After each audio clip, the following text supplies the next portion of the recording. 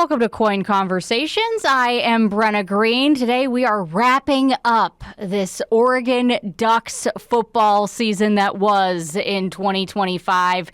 I am joined now by USA Today Oregon Ducks reporter Zach Neal. Zach, thank you so much for being here today and taking your time. We both just got back from a very, very long trek, multiple treks for you across to the East Coast. So I really appreciate that. And yeah, how are you doing? How are you feeling? I'm good. I'm happy that the off season is here. Of course, after this last week, we were talking. It's been so busy with transfer portal news and just kind of preparing for next season that it doesn't feel like the off season is here quite yet. But the end is in sight for sure. So happy to be in Eugene on the West Coast and not traveling across the country anytime soon. Yes, absolutely. First of all, you mentioned the transfer portal. Just what is kind of the vibe in Eugene over the last week or so? It feels like fans are very ready to move on, understandably so, to 2026. This was a very successful season. It obviously did not end the way that a lot of people wanted it to, but sometimes that happens. So I think that with the amount of players who have announced that they're coming back for next year, Dante Moore leading the charge there. There's an expectation that next year is going to be really special in Eugene. So I think fans are ready to turn the page, excited about the future, like very willing to put the past behind them and just move into 2026. Just generally, what are your thoughts on Oregon's playoff run and now getting a few days of being able to kind of digest it a little bit? Yeah, I mean, it's tough to take out the ending, obviously, because that's part of it. That matters, and it was not a good ending for the second straight year. They lost in blowout fashion to end the season, which is too bad, and it's frustrating for everyone involved. But by and large, it was a very successful season. I mean, they went 13-2, and they lost their only two games to what I think is the best team in the nation, who I think is going to win the championship on Monday night against Miami with the Indiana Hoosiers. So I think this program is moving in the right direction. Dan Lanning has this team getting better each and every year. They've improved record-wise each year. So, I think things are in the right spot. There's plays, games, calls that you wish you could have back from the season that might have changed things. But by and large, it was, there's not many teams in the nation that Oregon Duck fans would want to trade places with. So I think you're in a pretty good spot. That's a good way to sum it up. Is anyone in the world picking Miami? Because yikes. By the way, I just want to say we are recording this on Friday night because both Zach and I are taking vacations next week. Thank you very much. So if you're watching this and you're like, wait, what? Whatever. There's a reason why we're saying all of this right now. We're a few days out when we're recording this. So what do you think is the single biggest reason now in your eyes why Oregon got trampled by Indiana like they did? One big reason.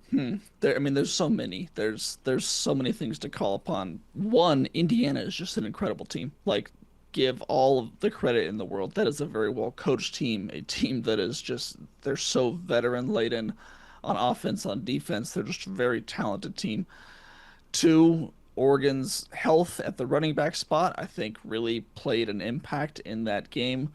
You were down to, a transfer portal running back who had got very few snaps in the season, playing most of your snaps at running back along with Deer Hill. So, and then there's the coordinator stuff as well. You have Tosh Lupoi and Will Stein, offensive and defensive coordinators, who had accepted jobs elsewhere and were trying to balance having their new job at their new head coaching spots and go through a college football playoff run as well. So just a confluence of events was really tough to stack on top of each other, and it ended in, I think, the better and more talented team winning in blowout fashion. Had any of those things changed, the health or the coordinators being here and being 100% present, I don't know that it results in an Oregon win. I think it results in a lot closer game. I'm sure of that, but it's tough to be too upset when you think that the better team won, and I think that's what happened. Yeah, I was down there in the bowels of the arena when Oregon arrived, and I thought to myself, oh, Will Stein has a suitcase with him. He's headed to Kentucky after this. And I just was like, this is not how it should be. Like, this just doesn't feel like karmically, things are aligned to say the least. So, yeah, it was that was just a lot of weirdness. A lot of weirdness. Shout out to the college football calendar because that's apparently what we get. Of So do course. you think it's fair? Because I mean, obviously this year ended the way it ended, but we'll get into Dante Moore coming back in just a bit. But do you think it's fair that people are kind of looking at Oregon right now like it's national championship or bust next year?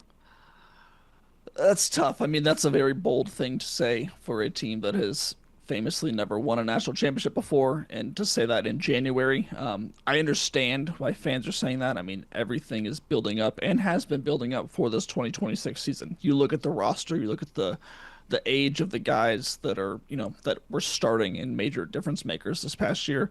They're all, redshirt freshmen, redshirt sophomores. Like they're young. We always knew that if this team could get certain guys back, Dante mainly at the quarterback position, a lot of the starting defenders back, like they'd have a really good chance next year. When you look at the national championship teams over the past few years, I think about Ohio State last year. They had a lot of veteran players come back for that quote unquote one last ride. That's kind of what's going on with Oregon right now. So I understand people who are saying, man, it's championship or bust. I don't know that I completely agree. Like championship should be an expectation or a hope, but if they fall short, if they make it to the semifinal and lose in a close game, if they make it to the championship game and lose, I don't think that's a wasted season, as some people would say with championship or bust. So it's tough, but when you're dealing with Oregon fans who have gotten so close so many times and want that championship more than almost anything in the world, it's understandable that hopes are getting pretty high this early in the season. Yeah, yeah. Everybody's like, let's just forget that semifinal happened. Thank you very much. Okay, so the whole reason why some people are looking at things like championship or bust is because of Dante Moore's return to the program. Were you surprised at all when he announced that he was coming back? I was not surprised. I think throughout the entire year, I felt relatively confident that he was going to come back. It just kind of made sense if you look at his track record of moves throughout his entire career. His decision to, redshirt at Oregon behind Dylan Gabriel, that's not a decision that most, teenage kids who have the talent that he has make. I mean, he could have gone anywhere in the nation and started at most places. So the fact that he chose to develop and get better showed something. And then when you threw it in the conversation that yes, he could go to the NFL and make millions of dollars as a top five pick, but he's not quite ready. He needs to develop more. It's like I just knowing him, you kind of got the gut feeling that he was going to stick around. Um, there was times when I wavered for sure, after the JMU game in the first round of the playoffs, after the Texas Tech game, you start to hear more conversations about how high he could go and about kind of what he's thinking. And at that point, it's like, okay, yeah, maybe he does go, and maybe he does jump into the draft. But ultimately, I was not shocked to hear his decision. I think it was the right decision for him. We'll see how it plays out next year. I think that they feel confident in their chances. Yeah, it'll be very interesting to see where he ends up in terms of the NFL draft next year because Yeah. it is such a stacked class next year. So we'll see if he hedged his bets correctly or not. But you know what? As many have said, he won't be a New York Jet, so maybe that's worth it. Who knows At though? least this year. Maybe he'll end up being a Jet and he won't be able to Yeah. escape the clutches of He'll that probably team. have a number one or number two pick again next year too. So who knows? They love doing that. Um, you mentioned redshirting with Dante. Dylan Raiola going to do the same thing now, coming from Nebraska. Just what do you make of that situation, that quarterback situation for the Ducks? It's really interesting. I mean, it's for the Ducks, I think it's great. They kind of just ran the same playbook back that they did with Dante and are now doing it with Dylan Raiola. Someone who I think is probably more proven now than Dante was after his first year because Dylan has started for 2 years in Nebraska. Former five-star kid, I think the number two quarterback in his class. He's got all of the talent.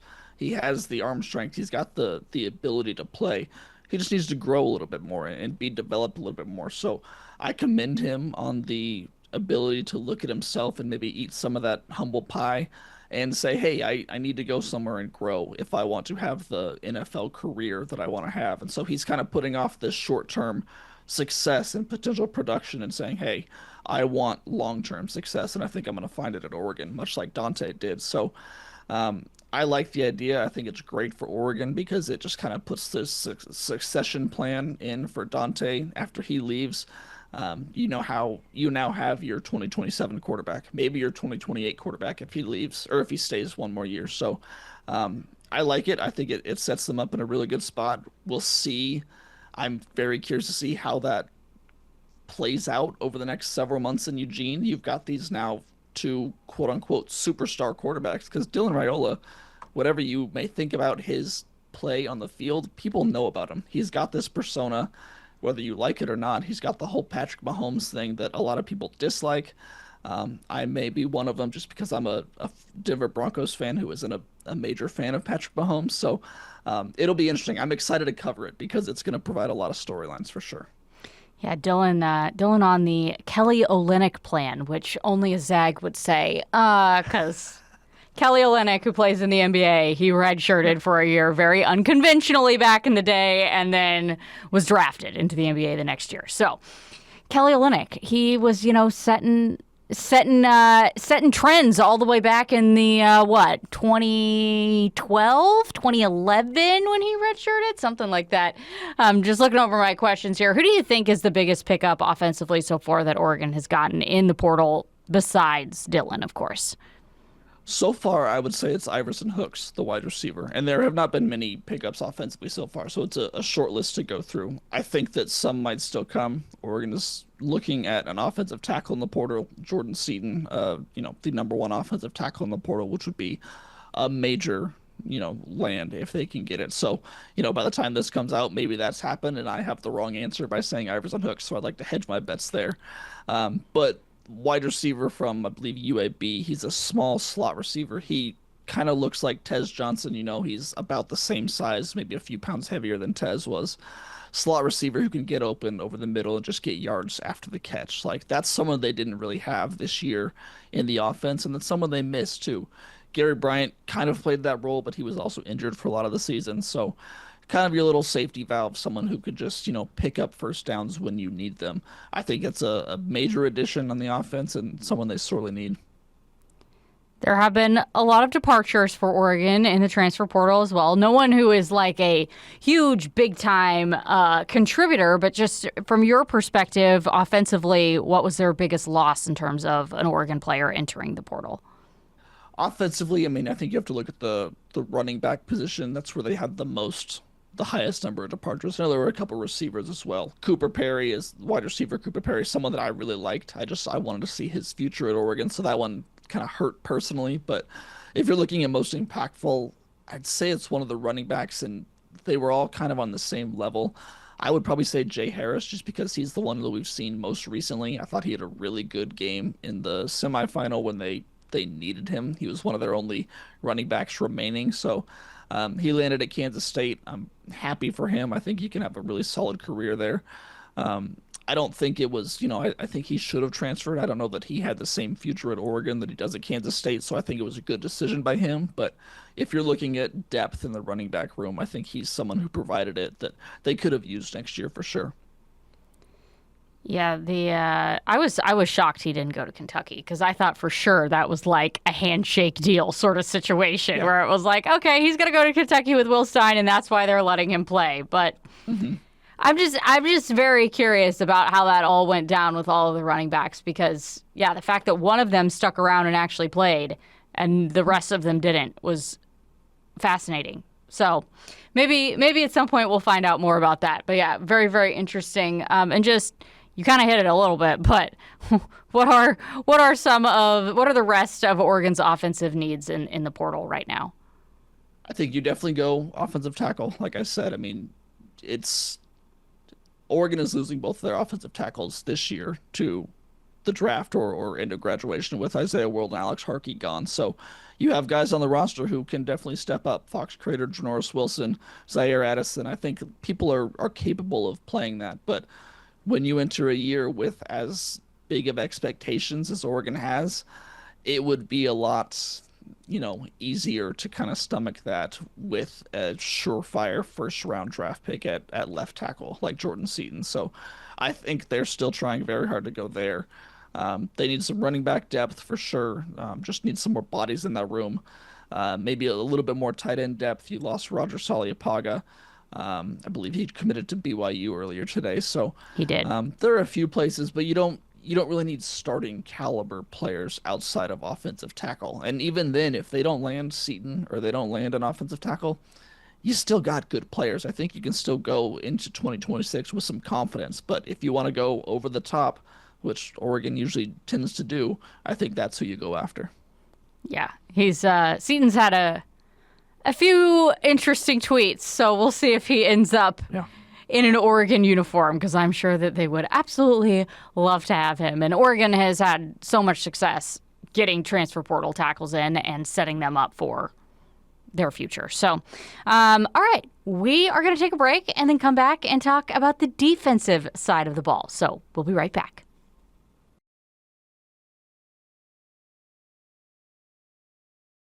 Welcome back to KOIN Conversations. I am Brenna Green, joined by USA Today Oregon Ducks beat reporter Zach Neal. We talked about the offense, some overall thoughts in the last segment. So now we're going to switch gears to the defense. Defense, I mean, they are returning quite a bit of firepower, I would say. A lot of guys have decided to come back on that side of the ball. I think everybody knew Dylan Thieneman was gone. But anybody who was questionable whatsoever, they're here. What do you think the ceiling is for Oregon's defense next year? I think they could be really good just because, like you said, they're so veteran. They're so experienced. I mean, you had five guys who you thought could go into the NFL draft this year with Dylan Thieneman, Amari Washington, Mateo Uiagalelei, Tatum Tuioti, and Bear Alexander, and you got four of those guys back. Amari Washington, I think, was the biggest surprise for me because he had a first round draft grade. I mean, he was expected to go in the first round of the NFL draft this year. And he said no to that, and he said that he wanted to come back to Oregon for one more year. So I think they could be so good. They already had one of the best defensive lines in the nation this year. And then now you return that entire starting defensive line for one more year. I think they're going to be, again, among the top in the nation. And there are spots, where they were good this year in the secondary, particularly, and they're just going to get better because they were so young there. I mean, Brandon Finney Jr., one of the best players on the defense at cornerback, was a true freshman, and he's only going to get better. Same with Ifeoma Radegwu. They got transfer Coy Parrish from Minnesota to replace Dylan Thieneman, who is among the best safeties in the nation. So they're talented, they're experienced, you got to work on depth a little bit in the transfer portal, which we'll talk about, but I think they're going to be really good again. You may have already said it, but of all the returners, who are you most excited to have back? I think the easy answer is Amari Washington, just because he's so good. And he is, I mean, he was going to be a first rounder this year. I think he could be maybe a top 10 pick next year. We'll see. I'd say most excited, though, about Mateo Uiagalelei. I think that he has such a high ceiling. He was probably a round 2, round 3 draft pick this year had he declared. I think that if he continues to develop and grow and get a little bit, better in his pass rush and just develop his game, he can be a first round player. I think that he has all of the tools to be really special. Obviously, he led the Big Ten in sacks a year ago, had a little bit down production this year, but was still very solid on the run. They asked him to change what he did on the defense a little bit, which is the cause of that. So I'm most excited to see what he can do and how he can grow, kind of take that next step. We know what Amari is going to do. We know what he's capable of. I think that Mateo can really take a step up and be a first round pass rusher in next year's draft. Yeah, it's interesting because I think a lot of people thought at the beginning of the season that this was going to be Mateo's last season, but just, following his dad, which if you follow college football at all, Big Dave, okay? Yeah. Big Dave is out here. And Dave seemed very much in the camp of he should return. So he was very vocal, once he announced he was coming back, that Dave was very, very happy about him coming back. So, yeah, it's kind of an unexpected, nice surprise in a way. It's like he probably didn't do as well as people thought he did this year. That he would do this year. It's not that he did poorly at all. It was just kind of like, oh, great, you did good, and you could get better. So now you'll be back here. Well, he was asked to play a position and play a role in the defense where the numbers didn't show his impact. He was asked to move over run stopper instead of a pass rusher and kind of set the edge and play more inside. And that's why you didn't see the 10.5 sacks. So whether he goes back next year or kind of plays a hybrid role, we'll see. But I'm just happy that he's back. Yeah, absolutely. You mentioned Koi and the transfer portal, just what makes him such a highly touted safety. He's a freakish athlete. I mean, that's fun to say about a safety. We saw that Dylan Thieneman last year was really physical, a great safety that played down in the box, was good at stopping the run. Koi is a little bit more rangy as a safety. He can play coverage, I think, better than Thieneman did. Maybe he needs to improve some in the run to get to Thieneman's level, but Koi is just an incredible athlete. Like I said, he not only played defense for Minnesota, he played offense at receiver a little bit. He's an incredible special teams player, punt returner, kick returner. I mean, he is all over the field. He's one of those players that you just can't keep on the sidelines. So I'm excited to see the litany of ways that Oregon uses him next year because I think they can do a ton with him. I think they can play him deep.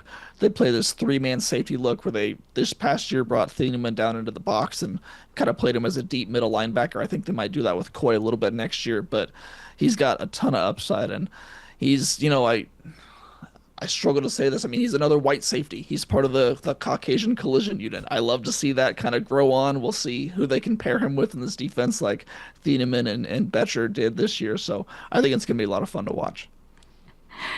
I'm smelling some trick plays in the future with him. Yes. From your I think it's description. possible. Yes. Yeah. We all know Oregon loves a fake punt situation, and boy, does it seem like that may be a great possibility this coming year if they can find a punter who can throw it, I guess. Which I guess they found last year. So, in the same vein, I asked you in the last segment, who was your biggest offensive loss for Oregon in the transfer portal? Is there anybody defensively that stands out to you as a big loss? Yeah, this is where you look to the defensive line. I mean, so we talked about this past Sunday being a crazy day for Oregon in the transfer portal. They lost a total of 10 guys that day in the transfer portal. Of course, that's when 3 of the 4 starting defensive linemen announced their return. So it was kind of like, all right, you give some, you take some. I think 2 guys that were really major losses for this defensive line were Terrence Green and Tion Gray. 2 players who were, second string linemen last year, but Oregon rotates their defensive line so often that these guys got meaningful stats. They have a lot of stats from last year. They are starting caliber players. I mean, Tion transferred to Notre Dame. I don't think that Terrence Green has landed anywhere yet. Of course, when this comes out, he might have, but these guys are starting caliber defensive linemen on really good teams, top 25 teams. So losing them is tough. It's understandable that they left. They want to go somewhere where they can start. Because, you got to play to get paid in college football. You got to put stats up if you want to get to the NFL. So I hope nothing but the best for them. I think they've got really bright futures. I think Oregon could have benefited from having them, that depth on the defensive line. Now it leads to the transfer portal where that's kind of some holes that you have to fill because you had some really good defensive linemen leaving the portal. And same situation as the offense as well. Where do you think Oregon needs to, what positions defensively do you think Oregon needs to still shore up through the portal over the next, week or so? You have guys like Devin Jackson, Jerry Mixon, who I think are very talented, can play a starting role there at a high level next year. But I would like to see another veteran guy come into that spot and take over that Bryce Betcher spot that we lost this year. And then let's go big picture here at the end of this podcast. I mean, I guess KOIN Conversation, I should say, because we are video as well. I guess all podcasts are video now too. Everything's everywhere. This is way too early, as we all know. We don't even have a schedule for next year right now. A full schedule, I guess I should say. Do you have any predictions for next season? Oh gosh. We talked about it a little bit earlier. I mean, the expectations are high. Anything short of the playoff, obviously, is, subverting expectations. I think for fans to be appeased, you need to at least win a couple of playoff games.